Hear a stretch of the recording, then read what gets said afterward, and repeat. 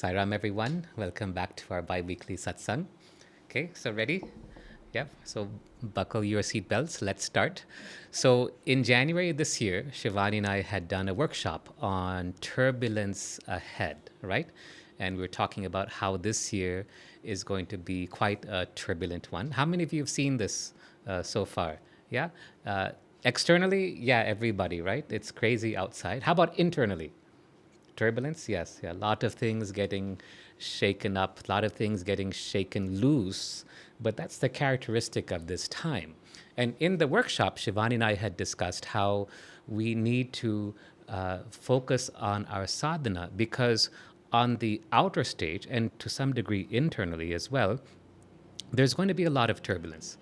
But during this time, because of the type of just the time that we're in, whatever sadhana you do, it has so much more effect than what you had done before. In other words, you can do this much sadhana and go much, much further than you would have before. But, okay, here's the but.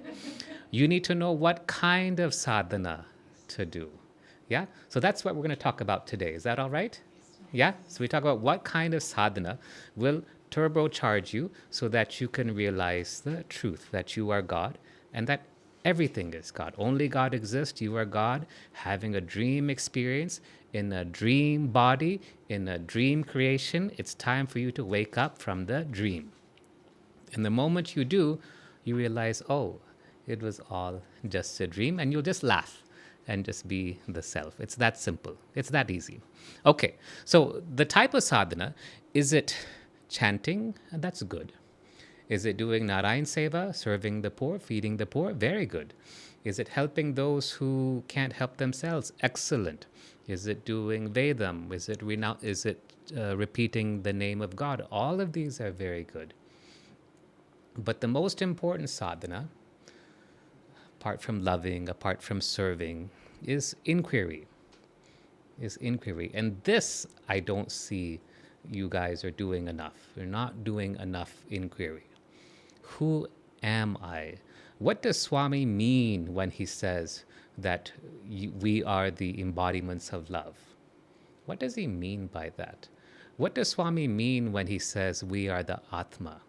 Swami, show me. Swami, give me that experience, that so that I know that I am the Atma. This is what you have to demand of Swami. Don't just ask him, demand of him that he show you the truth.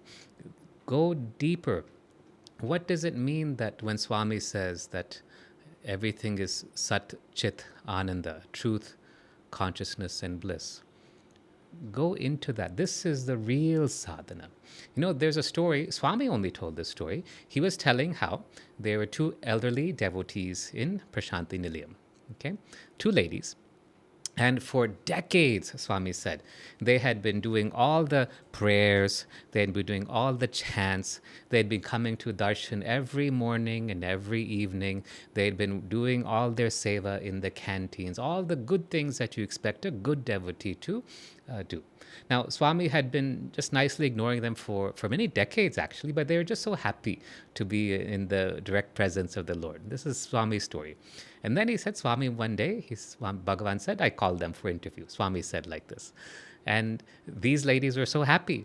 They thought because of all the good grace they had done, so much nice sadhana they had been doing, that Swami called them. And Swami gave them a big scolding.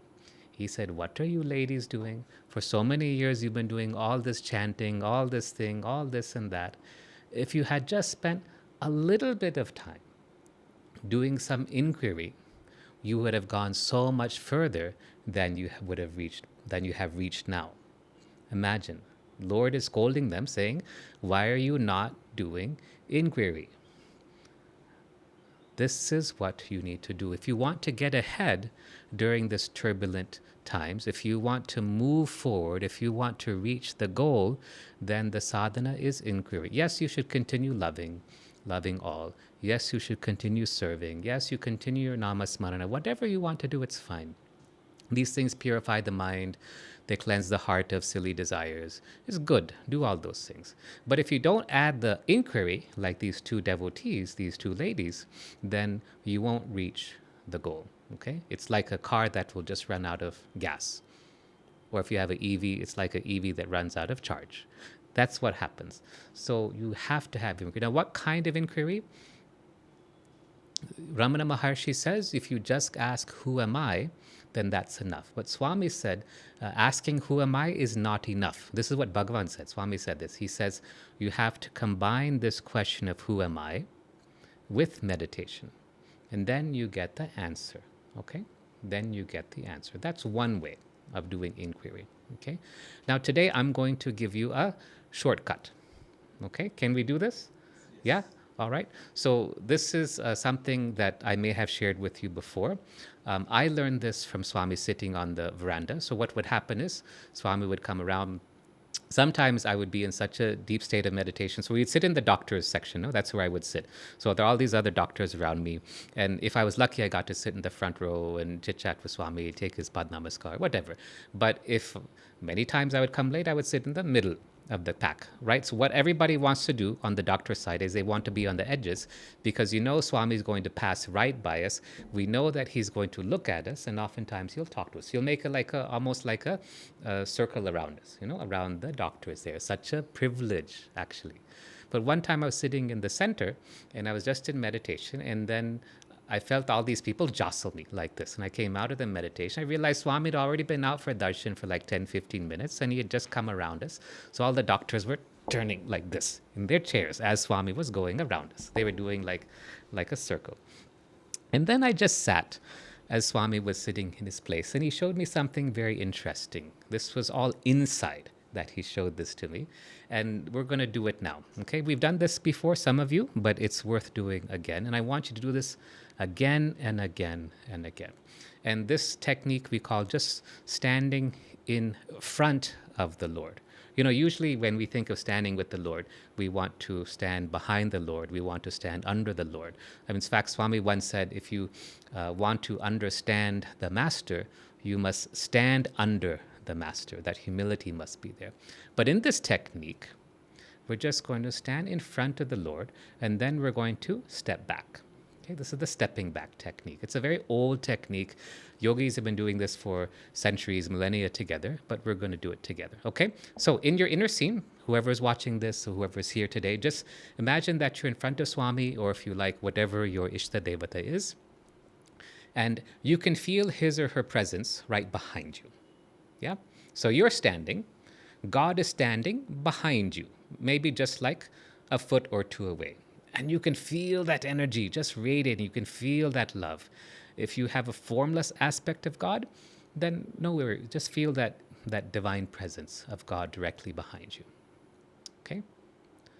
Once you're comfortable, now, so your back is to God, right? You're standing in the front, and God is standing behind you, facing your back. What you do is you take one step backwards. And when you step back, you're stepping into the form of the Lord, so that you're completely enveloped by God. And just see what that's like. You're stepping back into the Lord.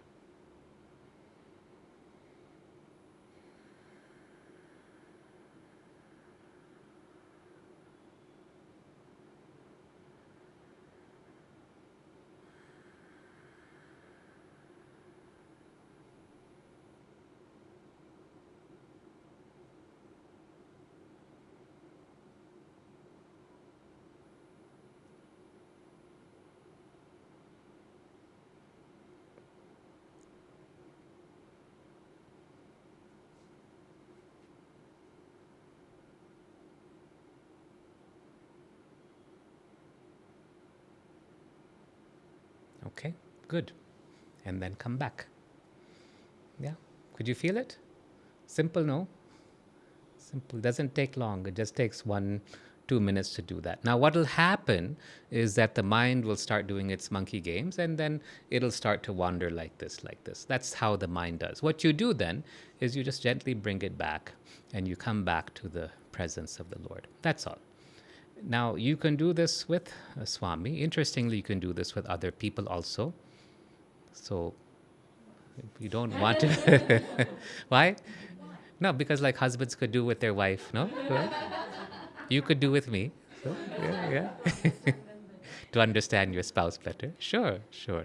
You can. Actually, others have given this feedback that you can do this with family members. There's no secrets that I have, though, that you would. Okay.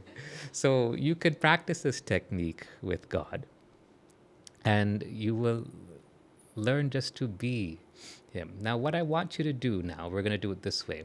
I want you to imagine that Swami is in darshan, like in those old days, when Swami would sit in darshan. So I want you to imagine that Swami is there in darshan. He's sitting in his chair, or however you want. It doesn't matter if Swami's sitting and you're standing. Don't worry about all those details. You step back into him, and I want you to just ask him to show you what he sees. Yeah, that's all. What does he see when he looks at us? Okay, got it? Interesting, no? TK, let's start. So you're standing in front of Swami. Swami is right behind you, just hardly 1 or 2 feet away. He's sitting in his chair for darshan. You step back, and you're just immediately enveloped by God. You become one with Him. You're within His form.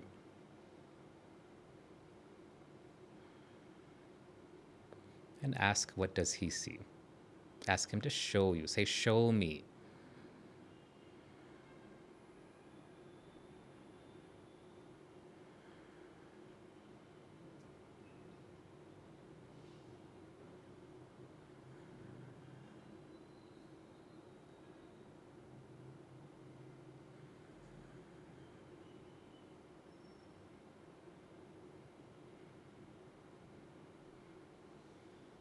Yeah, good.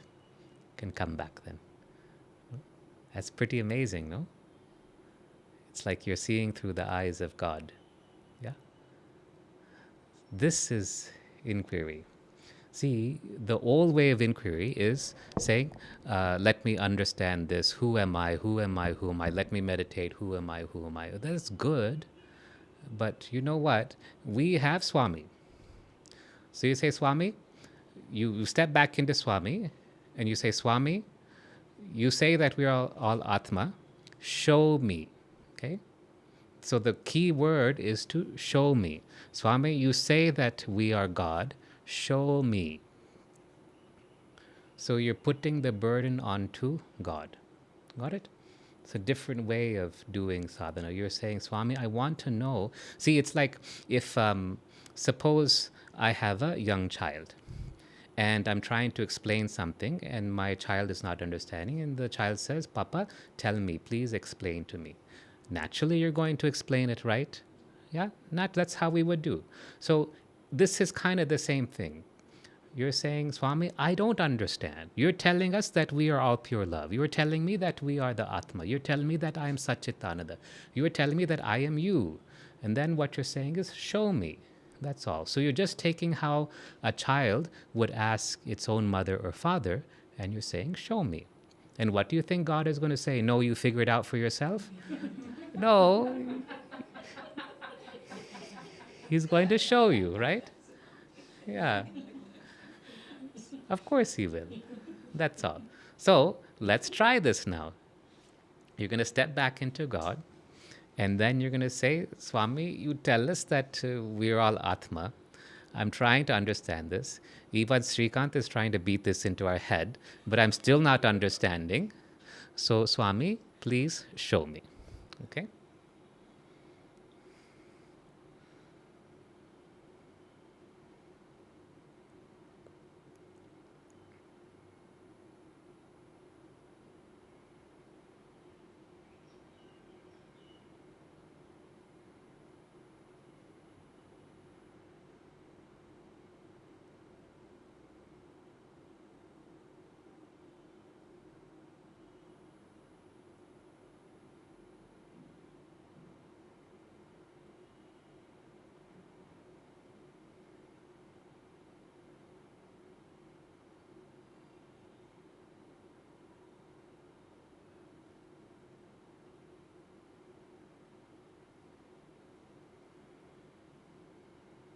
Wonderful. So you should appreciate that it just takes a moment for you to know the truth. Just like that.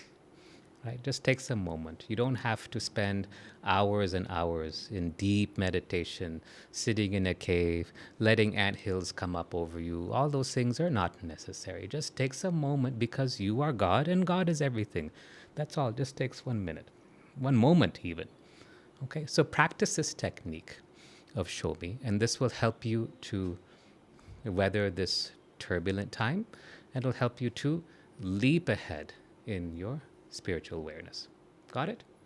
Okay, let's practice.